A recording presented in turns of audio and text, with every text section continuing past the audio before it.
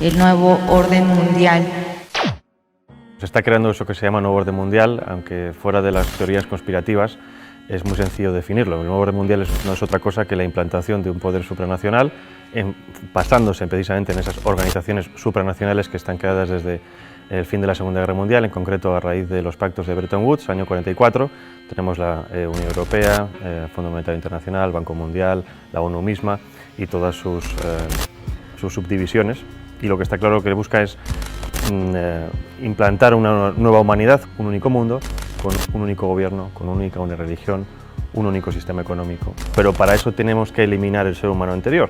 Por eso esos pilares que son los fundamentales: relativismo moral, laicismo, ideología de género, entre otros tantos. Podemos añadir aborto, ahora viene la eutanasia, con el objetivo de desprogramar al ser humano que existía antes, implantar un nuevo código de valores y poder empezar a implantar el transhumanismo, que es al que vamos. Vamos en lo que llaman también la cuarta revolución industrial, que es la implantación de un sistema robótico basado en inteligencia artificial que controle todo aquello que antes era de alguna manera esporádico en el ser humano.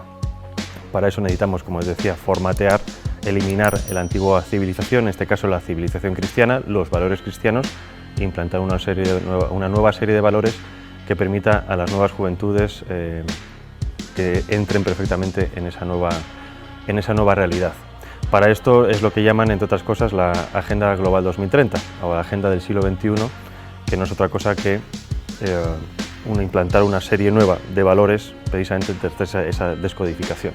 Obviamente esto no es homogéneo, no es consecutivo, a veces hay tropiezos, pero lo que está claro es que estamos ante las puertas de una nueva realidad. No es un cambio gradual como ha existido antes en la historia del ser humano, sino que es algo completamente diseñado. Es decir, el mundo al que vamos es fruto de una ingeniería social perfectamente planificada y perfectamente implantada. La implantación primero es ideológica.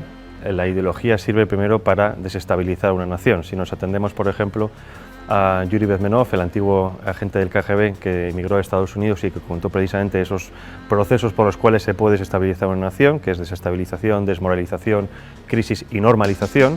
Estamos viviendo perfectamente esas etapas. Hemos tenido una desestabilización, ahora estamos en la fase de desmoralización, que es volver a las naciones contra sí mismas, la endofobia, el odio a nuestra cultura cristiana, el odio a la misma biología, la misma realidad biológica hombre y mujer, para hacer que la población esté completamente confundida y que sea mucho más fácil guiarlas a un nuevo punto, es la mentalidad de rebaño. Ahora bien, primero es la ideología, segundo es lo demás: implantación social, económica, política, tecnológica, medioambiental, sanitaria, alimenticia. Todo esto está perfectamente diseñado. En la página del Foro Económico Mundial tienen perfectamente diseñado cuál va a ser el nuevo mundo. No dejan nada fuera. Lo sorprendente y lo llamativo es que está todo perfectamente entrelazado y todo perfectamente conectado. Porque si tocamos todos los puntos, la salud, la educación, la ciencia, todo eso les va a permitir guiar, digamos, todo de forma paralela, todo hacia un mismo punto. Aunque en la realidad, obviamente, sabemos que hay gobiernos nacionales, en la práctica, gran parte de estos gobiernos nacionales para nada están trabajando para el bien de sus naciones, sino que trabajan precisamente para los intereses de estos globalistas. Lo hemos visto con el gobierno de Sánchez, lo estamos viendo en otros países, por ejemplo también en Iberoamérica. El aborto es algo que está en la Agenda Global 2030, que está incrustado en el ADN de los globalistas y que lo quieren promocionar a todo coste. El aborto, para que lo entendamos, es una política de Estado. El aborto se aplica desde el año 74 a través del informe de Kissinger, que viene precedido de un informe de la Fundación Rockefeller del año 72, que viene precedido de unas declaraciones de Robert McNamara, que fue secretario de Defensa con Nixon y que en el año 68 pasó a ser presidente del Banco Mundial, en el que decían que debido al auge o debido a la expansión poblacional de ciertos territorios, en concreto África o Asia, ese auge demográfico podía reducir los recursos naturales necesarios para el imperio, en este caso Estados Unidos. Había que promocionar el aborto como una política de Estado para despoblar esos territorios con el objetivo de que de la presión demográfica no consumir estos recursos en muy corto tiempo. ¿Qué pasa? Obviamente, si entendemos esto como una política de Estado, obviamente no se puede vender al resto de la población diciendo ustedes van a dejar de tener hijos porque a nosotros nos interesan los recursos que ustedes tienen. Lo que se hace es un marketing político. Y esto es como nos están vendiendo todo. El aborto es un interés de Estado, es un interés geoestratégico. Todas las demás propuestas que tenemos hoy en día, ideología de género, ecología o esta nueva religión medioambiental, todo eso es lo mismo. Son políticas de Estado que nos lo venden para el gran público con un marketing político para que la gente lo acepte. Porque, por ejemplo, si entendemos ahora las políticas medioambientales como, digamos, obviamente necesarias para todos los gobiernos, dentro de esas políticas medioambientales está la reducción de la población. Nos lo venden como un bien necesario, es decir, si seguimos creciendo vamos a destruir el planeta, por lo tanto dejen ustedes de tener hijos, porque si no este ritmo es inaguantable. Nos venden la ideología verde como algo necesario, pero que dentro de esa ideología verde contiene todas estas políticas de Estado que nos lo quieren vender para, obviamente, controlar la población. Reducir la población, la eutanasia para destruirla, desestabilizar las naciones, confundir a la población en la educación, en fin. Hay que empezar a pensar que las políticas que tenemos hoy en día no son lo que parecen, sino que son el resultado de un proyecto, de una implantación a nivel global, con el objetivo precisamente de desestabilizarnos para poder tener el control completo sobre nosotros. No hay nada más fácil que dominar que una población enfrentada entre sí. Por eso es tan importante entender cómo funciona la aplicación de las políticas, cómo funcionan las élites supranacionales, para poder entender qué tipo de política se nos está aplicando a nivel nacional y local. El enemigo a abatir por esta élite supranacional o globalista no es otra cosa que el ser humano. Es decir, hay un desprecio absoluto por parte de las élites por el ser humano corriente, no solo en las élites supranacionales, también las tenemos en las élites nacionales. Y obviamente para destruir a esa parte de la población, no en el sentido físico, sino en el sentido psicológico, hay que atacar obviamente sus creencias, sus bases morales, y en este caso primero es destruir las naciones y obviamente la religión. Hay un objetivo que es crear una religión única. Es decir, las religiones tradicionales son un escollo para ese nuevo orden mundial, para la consecución de ese poder político.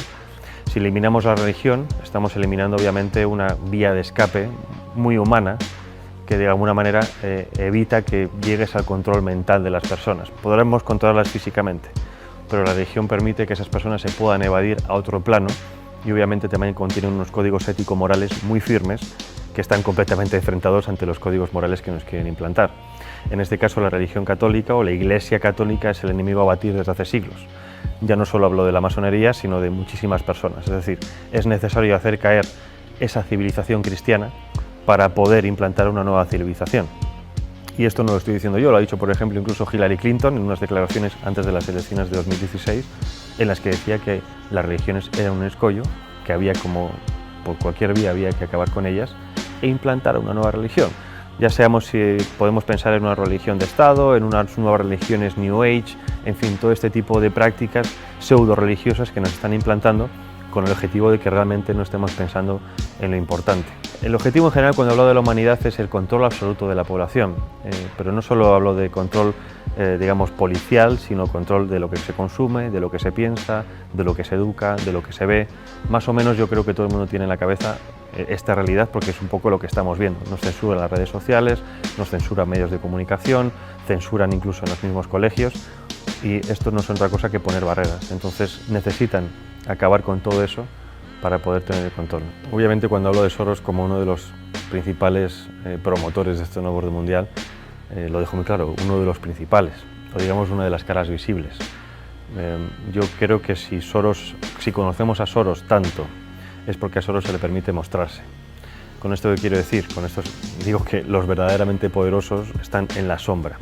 Ahora bien, si Soros digamos que trabaja en el lado social, quiero decir la sociedad civil, es decir, es un experto en modificación de conciencias. Para eso trabaja en la ventana de Overton.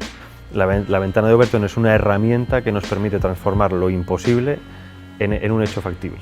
Y hay varias fases. Obviamente primero viene la propaganda, la ideología. Para eso se crean y se financian think tanks, fundaciones, asociaciones que generen supuestos documentos científicos, oficiales, estudios, etcétera, de los cuales después se hagan eco los medios de comunicación. Esos medios de comunicación llegan a las masas. Las masas, a base de repetición de estos estudios, estos conceptos, estas ideologías, acaban, si no aceptando como propias esas ideologías o pensamientos, sí aceptándolos diciendo que es algo como ya existe y lo ven por todas partes, es algo que hay que aceptar. Una vez llegamos a esa tercera fase, viene la cuarta fase, que es la de los políticos. Los políticos, obviamente, con el interés partidista de continuar en el poder, se hacen supuesto eco de esas reclamaciones supuestamente sociales y obviamente después el quinto, que es la transformación en leyes, la legislación. Entonces esos 5 pasos es lo que se ha seguido con muchísimas cosas. Tenemos el aborto, tenemos el matrimonio homosexual, ahora tenemos ya ha empezado la eutanasia y el siguiente paso es la pedofilia. Y esto es pura matemática, es ciencia política y siempre funciona. Entonces, si nos atenemos a que esto sirve para aplicar ciertas cosas, ¿qué es lo que ha hecho Soros a nivel social? Lo mismo. Ha financiado ONGs, asociaciones, fundaciones, ha financiado medios de comunicación, ha financiado a políticos e incluso ha financiado a instituciones como por ejemplo puede ser la Unión Europea o el European Council on Foreign Relations, que es la versión europea del CFR norteamericano, que es el principal lobby de la política exterior norteamericana, en este caso en Europa. Entonces, si tienes los 5 pasos o los 4 pasos de los 5 en tu mano, es mucho más fácil modificar la realidad de los ciudadanos precisamente porque toca todos esos palos. Si nos vamos a instituciones supranacionales, ¿cuál es el papel de la ONU, de la UE? Es muy parecido. Bueno, el Banco Mundial obviamente es la gestión económica mundial, lo mismo parecido del Fondo Monetario Internacional a la hora de préstamos. El control económico y los préstamos sirven para el chantaje económico de las naciones.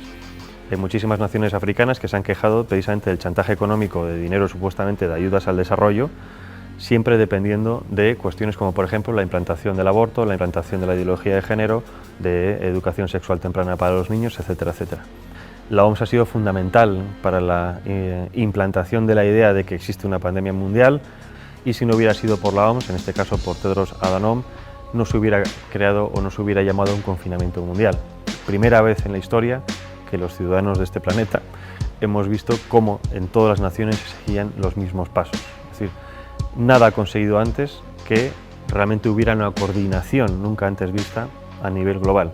Coordinación que, aunque a nosotros nos parezca mucha, en general ha sido como muy sospechoso, por así decirlo, no sigue siendo suficiente para esta élite. Según ellos, los retos que nos plantean las pandemias del futuro, eso supera por muchísimo la capacidad gestora de los estados independientes entre sí. Es decir, que como no hemos sabido gestionar el coronavirus, es necesario que cedamos más nuestra soberanía a estos entes supranacionales, que ellos saben sí realmente lo que nosotros tenemos que hacer. Llevarnos a ese buen camino, a guiarnos como si fueran un dios, porque nosotros como ciudadanos comunes somos demasiado estúpidos para valernos por nosotros mismos. Las redes sociales han sido siempre una herramienta fundamental en el tema de la comunicación, pero como todo avance tecnológico tiene siempre su cara y su cruz. Como todo avance tecnológico nos lo venden, que es bueno para poder hablar con nuestros familiares, que están en contacto con gente de todo el mundo, pero el problema, el contrapeso es el control absoluto, ¿no? Ya no solo el control de lo que hacemos, sino incluso de nuestros pensamientos, porque muchas veces decimos cosas en redes sociales que quizás fuera de un ámbito demasiado privado, ¿no? Y eso es precisamente a donde van ahora con el tema de la censura. Han visto que en los últimos años ha habido también una pequeña revolución en redes sociales, dado que cada vez hay más perfiles conservadores, antiglobalistas, más perfiles de gente contraria a los designios de este nuevo orden mundial, ¿no? Y si estuviéramos realmente en un mundo libre, democrático, y esto lo digo para que la gente se dé cuenta de que no vivimos en un mundo libre, democrático, la libre circulación de ideas y de debates debería ser una de las principales características de todo sistema. Y estamos justo en lo contrario. Y no justo en lo contrario porque de facto no se puede hablar, porque antes sí se podía hablar de muchas cosas. El problema es que los que son realmente poderosos, los que controlan las cosas, se han dado cuenta de que si dejamos que libremente ciertas ideas circulen, no las suyas, en cuanto a debate, esas ideas ganan o se han demostrado que tienen más peso que otras. Y por ejemplo, con el tema del aborto, ya no hay argumentos científicos médicos, ahora son argumentos puramente sentimentales, ¿no? El derecho de la mujer a elegir sobre su propio cuerpo, porque por eso saben que los argumentos médicos no pueden vencerlos.